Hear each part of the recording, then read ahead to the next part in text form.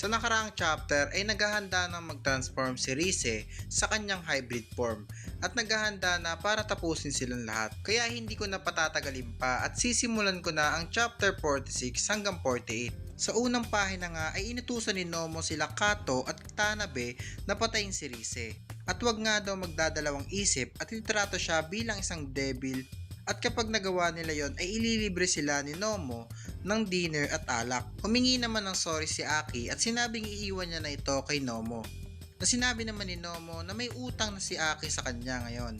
Nang bigla namang kinagat ni Kato at Tanabe ang kanilang kamay na siguro ay bahagi ng kontrata nila sa Devil na pinagkontratahan nila, at itinuro ang daliri nila kay Rize na nagbumit naman si Rize ng dugo dahil pinatubuan pala nila ang puso ni Rize ng mold at sa kanyang intestine, na kahit na makapag-regenerate pa siya gamit ang dugo ay hindi mawawala ang mold.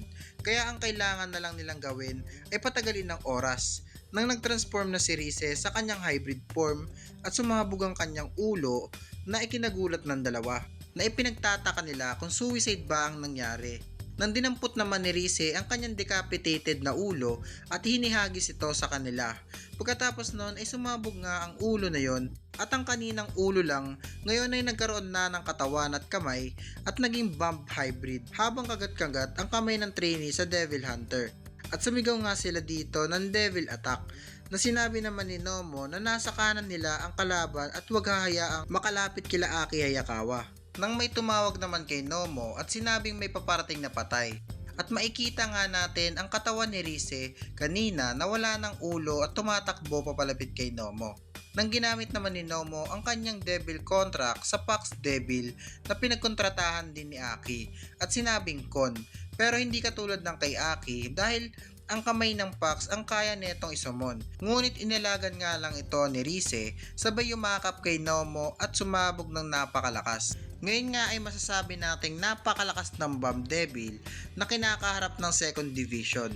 Sa sumunod na pahina ay makikita natin si Rize na hawak ang isang Devil Hunter na decapitated na ang katawan.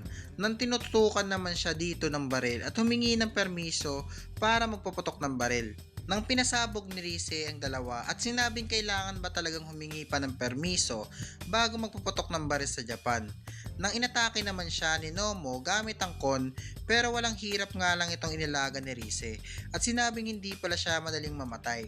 Nang pasasabugin niya na sana si Nomo ay meron na namang gumamit ng katulad ng abilidad ni Aki na kon na kaya ng isumon ng ulo katulad ng ginagawa ni Aki Hayakawa. At tinawag nga ito ni Nomo bilang vice captain. At nagsorry naman ito dahil nahuli siya ng dating, nang sinabi naman ng Pax Devil na ayaw niya ang lasa ng isang hybrid, kaya ngayon ay aalis na siya. Nang bigla namang lumitaw ulit si Rize nang walang galos at sinabi ng Vice Captain na dapat ay makikipag-meet up daw siya ngayong gabi, na sinabi naman ni Nomo na isama na lang daw siya.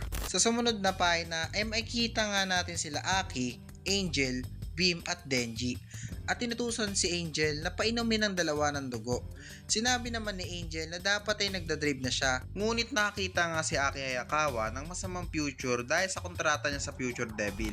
Nang bigla namang lumitaw si Rize habang hawak-hawak ang ulo ni Nomo at ng Vice Captain, at ipinakita nga ito kay Aki Hayakawa. At sinabing pinatay niya itong dalawa para ipakita sa kanila kung gaano siya kalakas, dahil mas gusto niyang i-minimize lang ang pagpatay niya. At dagdag niya pa rito na iwanan na nila si Denji at mag-drive na papalayo. Nang pinatakbo naman ng mabilis ni Aki ang sasakyan at tumalon si Rize patungo sa taas ng sasakyan. At sinabing ang sasakyan ay mabilis masunog dahil sa gasoline. Nang bigla naman dumating si Violence Pind para tulungan sila at sinipa si Rize. Pero humingi pala ng backup si Aki sa Special Division. Nang inatake naman ni Violence si Rize ng napakalakas na sipa at sinangga nga ito ni Rize, at sa sobrang lakas ay lumubog ang paa niya sa lupa. At nagulat nga dito si Violence dahil sinipa niya nga si Rize ng kanyang buong lakas. At sinabi naman ni Rize na malakas nga raw ang sipa na yon.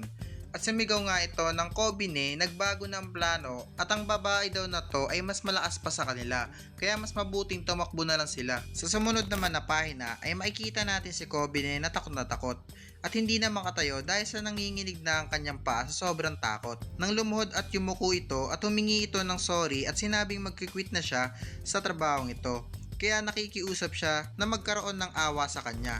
Sa sumunod na pahina ay makikita natin ang kotseng sinasakyan nila Aki at sinabi ni Angel na nandito na si Rise at nakahabol na ang Bomb Devil. At si Denji ay maayos na ulit pero ang Bomb Devil ay nasa likod lang nila.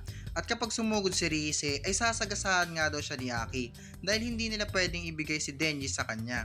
Nang bigla namang hiniwa ng chainsaw ang taas ng kotse at lumabas si Denji at sinabi naman ni Aki na hindi pa daw nakakainom si Denji ng sapat na dugo para makapag-transform sa kanyang hybrid form. Nang sinabi naman ni Denji na habang siya ay nasasaktan ng sobra, akala niya ay malapit na siyang mamatay.